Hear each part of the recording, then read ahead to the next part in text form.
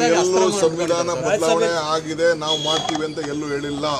I have not said that anywhere that we are going to change the constitution. I have said that on a various judgments ಆದ್ಮೇಲೆ ಬೇಕಾದ ಸಂವಿಧಾನಗಳು ಬೇಕಾದಷ್ಟು ಆಗಿದೆ ಅಂತ ಹೇಳಿದ್ದೇನೆ. Not on BJP ರಾಜಕೀಯ ಅಷ್ಟೇ, ಅವ್ರಿಗೆ ಬೇಕಾಗಿದ್ದು ರಾಜಕೀಯ. ಬಿಜೆಪಿ ಏನು ಮಾತಾಡಿದ್ದಾರೆ, ಏನು ಪ್ರಸ್ತಾವನೆ ಮಾಡ್ತಾರೆ ಅದು ಅಷ್ಟೇ ಸುಳ್ಳು.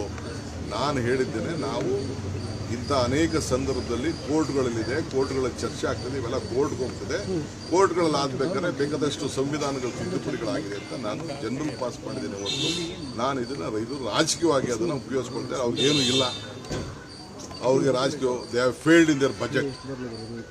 Central government has failed in their budget. They could not give A good budget, they gave A political budget.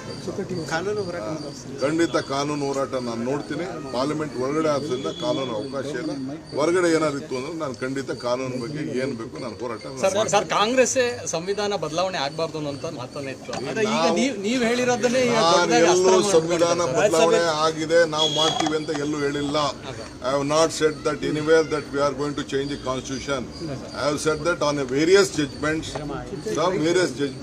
ಆದ್ಮೇಲೆ ಬೇಕಾದ ಸಂವಿಧಾನಗಳು ಬೇಕಾದಷ್ಟು ಆಗಿದೆ ಅಂತ ಹೇಳಿದ್ದೇನೆ. ನಾಟ್ ಆನ್ ಬಿಜೆಪಿ ರಾಜಕೀಯ ಅಷ್ಟೇ, ಅವ್ರಿಗೆ ಬೇಕಾಗಿದ್ದು ರಾಜಕೀಯ.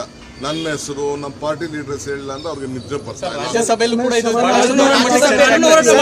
ರಾಜ್ಯಸಭೆಯಲ್ಲಿ ಚರ್ಚೆ ಆಗ್ತಾ ಇದೆ ಸರ್. ಮಲ್ಲಿಕಾರ್ಜುನ್ ಖರ್ಗೆ ಅವರು ಹೇಳಿದ್ದಾರೆ ಆ ರೀತಿ ಬದಲಾವಣೆ ರಾಜಕೀಯ ಉಪಯೋಗಿಸ್ಕೊಳ್ತಾ ಇದ್ದಾರೆ ರೀ.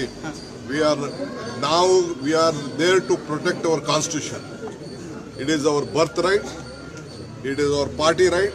We have given constitution to this country. We will protect it. This BJP is trying to, they wanted to cover up their mistakes. That is why they are trying to